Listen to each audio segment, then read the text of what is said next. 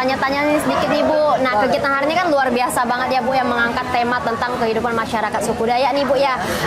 Kalau saya boleh tahu, apa sih Bu tujuan dari kegiatan ini Bu, dan kenapa yang diangkat itu dari suku Dayak Taman dan juga Kenayan? Baik, ini adalah dalam kegiatan kuliah umum ya, kebetulan di Fakultas Hukum Muhammadiyah Pontianak itu kami ada mata kuliah hukum adat, dan kebetulan saya juga pengampu mata kuliah ini, makanya saya coba kolaborasikan dengan teman-teman dari Perhimpunan Perempuan Dayak ya, untuk mengemas kegiatan perkuliahan ini, karena biasanya kan kuliah di ruang kuliah ya, tapi saya ingin memberikan sesuatu yang beda dengan anak-anak ya, jadi kuliah difasilitasi oleh teman-teman dari Perhimpunan Perempuan Dayak untuk bisa berkuliah di rumah betang ini. Oh iya. Ya. Kemudian karena kita ini yang suku terbesar adalah suku Dayak, Melayu, dan juga Chinese. Maaf ya, kita di Kalbar ini ada 3 suku besar kita ya, antara lain, nah itu Chinese masuk juga, tidak bisa kita abaikan. Ya, untuk suku Melayu kami sudah pernah mengadakan kuliah di keraton. Ya, untuk Dayak ini coba kami ambil di sini. Nanti untuk Chinese mungkin akan diadakan di suatu tempat yang mewakili komunitas Chinese tersendiri ya, Kalimantan Barat. Oke. Kalau boleh tahu nih Bu, ada nggak sih kesusahan-kesusahan ketika ini kan termasuk juga dalam penelitian ya, untuk perkembangan ini ya. Apakah ada kesusahan-kesusahan yang mungkin dialami selama proses penelitian ini? Dan kalau boleh tahu juga kan tadi dikatakan bahwa ini juga masuk dalam perlombaan gitu ya Bu ya. Nah, apa aja tuh Bu? Mungkin ada problem-problem ataupun hal-hal yang dilewati selama proses ini? Ya, oke. Kalau kendala yang ini ya rasanya tidak kami temukan, alhamdulillah, karena kami kolaborasi ya. Ini juga merupakan judul terakhir ya yang saya berikan ke mahasiswa ini untuk meneliti masalah ini. Ya, karena saya jujur ini kan kegiatan saya di perlindungan perempuan dan anak. Jadi sering sekali ketemu dengan kakak-kakak dari perlindungan perempuan Dayak yang juga eksis gitu ya untuk perlindungan perempuan dan anak. Dari situ kita waktu ke lokasi ya, turun ke masyarakat adat Dayak itu dibantu juga oleh Bapak Wakil Bupati Mempawah. Jadi oleh PLT camatnya. Jadi kita di sana juga di rumah betang itu. Berarti semua sangat dimudahkan ya Bu ya? Iya, sangat dibantu gitu. Jadi kalau kami sampai bisa lolos nasional ini bukan atas karya kami sendiri, tapi ada bantuan dari pihak-pihak lain yang ikut terlibat di sini. Oh iya, baik Bu. Kira-kira dari Ibu sendiri kalau tahu nih, ada nggak harapan tentang penelitian ini mungkin akan menjadi acuan untuk bagaimana ke depannya gitu ya Bu?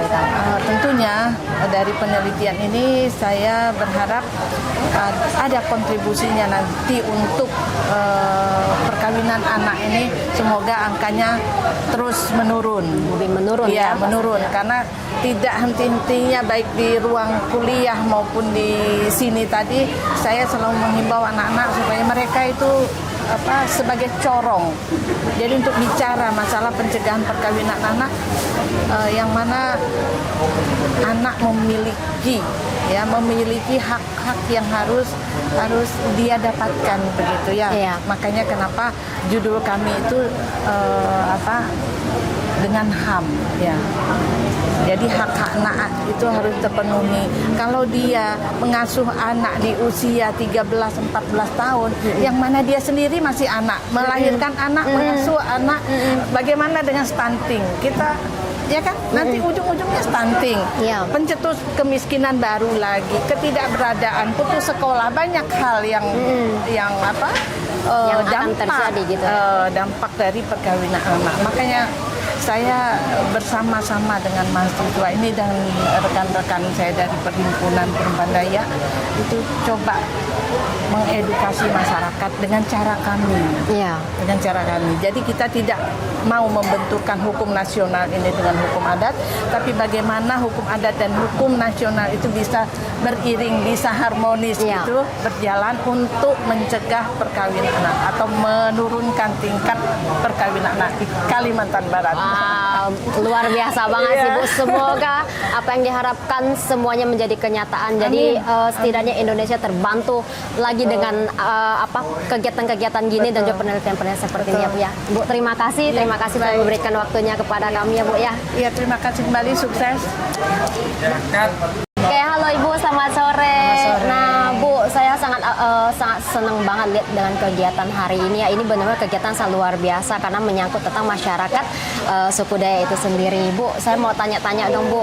Kan kegiatan ini udah cukup hebat banget nih karena dilakukan oleh para mahasiswa gitu ya Bu. Kira-kira Bu dari Ibu sendiri ada nggak sih Bu harapan dari kegiatan ini Bu?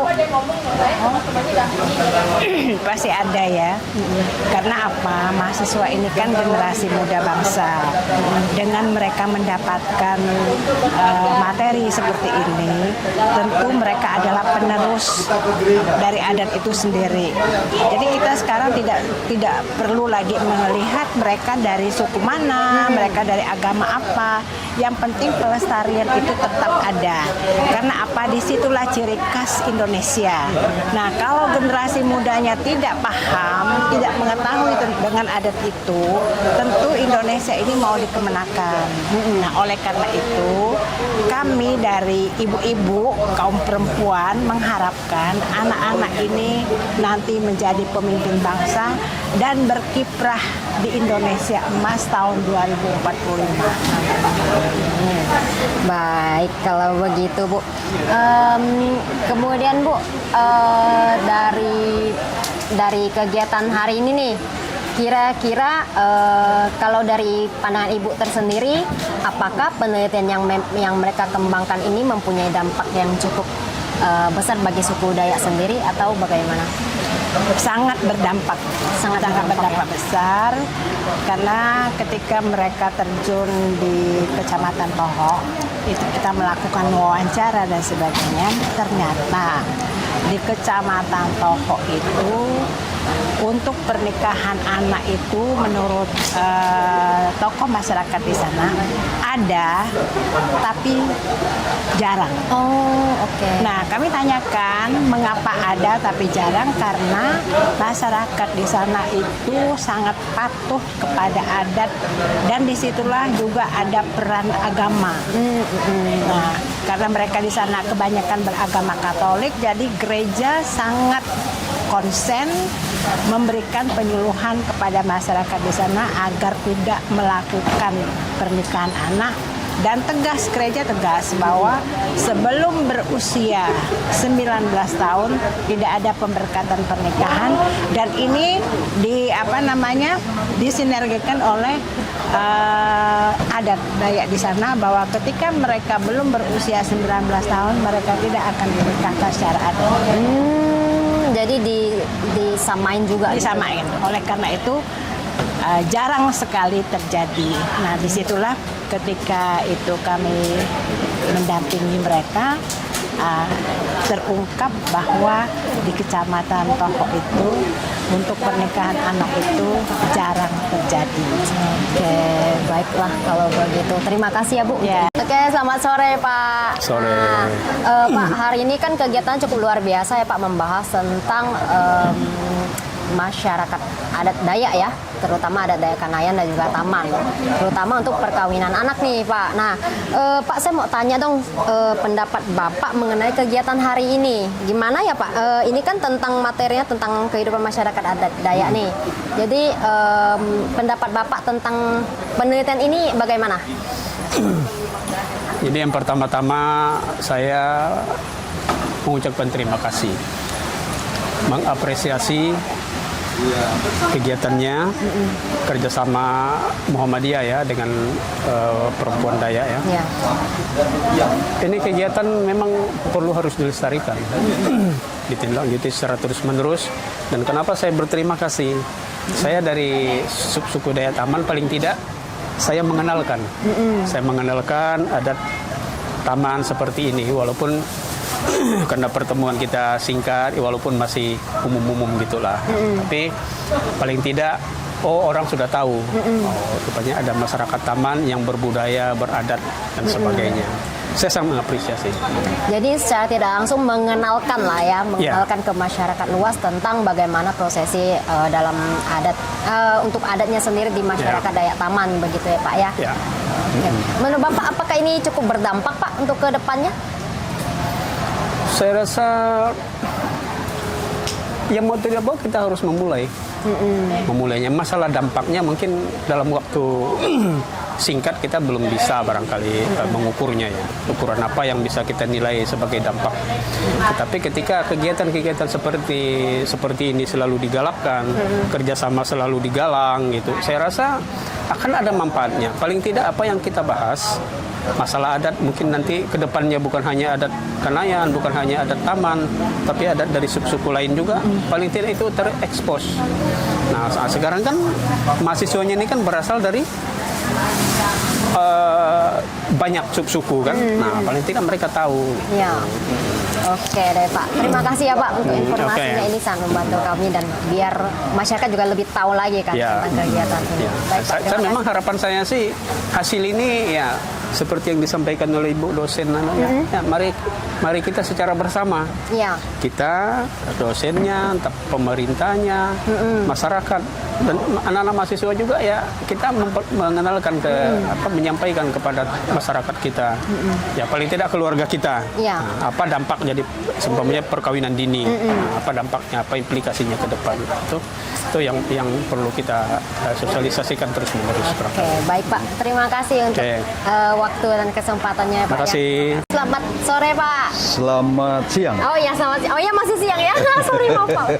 Oke Pak, ini saya mau sedikit tanya-tanya aja tentang pendapat Bapak. Jadi kan kita baru aja melihat kegiatan yang cukup luar biasa ya Pak ya, yang dimana pembahasannya itu tentang masyarakat adat Dayak nih, terutama adat Dayak Kanayan dan juga Dayak Taman ya Pak ya. Nah Pak, saya boleh tahu nggak Pak, bagaimana sih pendapat Bapak tentang kegiatan hari ini Pak? Yang pertama-tama saya sebagai salah satu pengurus DAD yang diundang oleh perempuan Dayak memberikan apresiasi yang luar biasa terhadap lembaga kampus. Dalam hal ini Universitas Tanjung Pura, Fakultas Hukumnya, ya melaksanakan kegiatan seperti ini. Artinya bahwa warga kampus tidak hanya para dosen, tetapi juga mahasiswa mendengar langsung pemaparan kepada orang-orang yang punya kewenangan untuk menyampaikan ya dalam konteks edukasi kepada generasi muda kita, dalam hal ini mahasiswa. Itu tadi apalagi mahasiswanya itu kan dari semester 2, semester 3, dan semester 5 yang dikemas dan diramu dalam kuliah umum. Nah, artinya mereka kan hanya sebatas mendengar, ini loh hukum adat. Nah, ini baru satu soal hukum adat perkawinan. Iya. Nah, kan hukum adat itu kan banyak. Walaupun dia tidak tertulis, tetapi sebagai salah satu hukum positif, hukum yang berlaku di tengah-tengah masyarakat komunitas, masyarakat adat Dayak, ya kan? Dia tidak tertulis, tapi dia masih berlaku di masyarakat, ya kan? Berlaku di masyarakat dan masih dihargai, dihormati, dilaksanakan oleh masyarakat dalam rangka, tadi kita bicara perkawinan, dalam rangka melaksanakan acara adat atau upacara adat atau melaksanakan hukum adat, ya kan, kebudayaan masyarakat Dayak. Nah, tadi saya nyampaikan gimana sih adat perkawinan orang Dayak Kanayan? Ah, ini loh tahapannya. Ini loh orang yang terlibat di dalamnya. Nah, sampai pada selesainya misalnya acara adatnya. Jadi saya memberikan apresiasi yang luar biasa. Nah, mudah-mudahan kampus dalam hal ini perguruan tinggi Universitas Muhammadiyah sebagai salah satu kampus yang cukup besar, ya kan? Yang cukup besar di Kalimantan Barat, gitu. Ya cukup besar. Kenapa saya bilang cukup besar? Karena prodinya kan banyak. Nah, ini baru prodi Fakultas Hukum. Iya. Gitu. Saya kira itu. Berarti kegiatan ini cukup lumayan berdampak ya Pak kalau untuk masyarakat. Iya, berdampak kita sendiri. karena mahasiswa ini terbuka pikiran mereka. Nah, contoh tadi ada pertanyaan, hukum adat itu kan nggak tertulis, tetapi bisa saja pemangku adatnya bisa melaksanakan kesalahan penerapan hukum adat. Oh tidak, karena hukum adat itu kan berlaku di masyarakat walaupun dia tidak tertulis.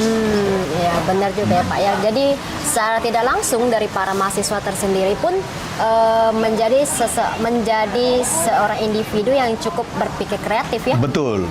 Tidak hanya dia mendengarkan, ini kan dalam bentuk edukasi ya. Artinya kuliah umum menyampaikan. Nah, mereka mendengar, oh rupanya ini rupanya.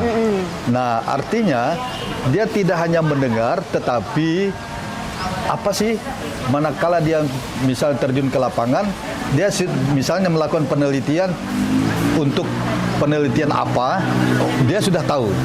Artinya ini loh langkah saya gitu. Oh ini loh komunitasnya. Contoh misalnya di mana sih orang Kanayan itu? Oh di sini, di sini, di sini. Oh dan ternyata orang Kanayan di sini. Di daerah kabupaten ini. Oh di mana sih orang Taman? Oh ternyata orang Taman itu ada di Kapuasulu misalnya. Kan kita tahu nih. Kadang-kadang mindset orang kan berpikir oh Dayak mana dulu, Dayak apa dulu? Karena kita kan banyak subsuku. Iya. Iya kan? Nah itu dia. Iya. Oke deh. Terima kasih ya Pak untuk informasinya. Baik, terima ini kasih. Cukup sangat membantu kami juga. Baik. Semoga dengan kegiatan ini bisa memberikan dampak yang luar biasa bagi masyarakat luas nih. Tidak hanya masyarakat kampus tapi masyarakat luas. Iya masyarakat. Baik Pak. Kampus sebagai lembaga penelitian, pendidikan, dan di masyarakat sebagai pelaksanaan. Iya. Baik. Benar Pak. Terima kasih ya Pak untuk Mari. waktunya Pak. Mari, makasih.